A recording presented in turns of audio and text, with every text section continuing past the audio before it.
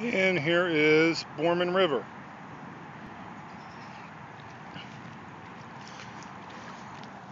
You can see it's probably about 8 foot wide at the widest. Where does Borman River come from? Well, it's a little darker back here, but Borman River comes upstream, which is Bel Air School. There we go, now we can see it. This is everything that drains from Bel Air's parking lot coming all the way to my house. And if we walk down the river here,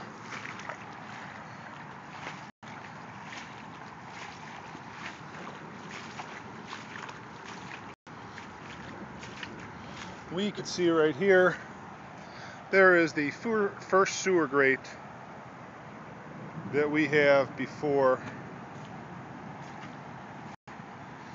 Bel Air, or after Bel Air School.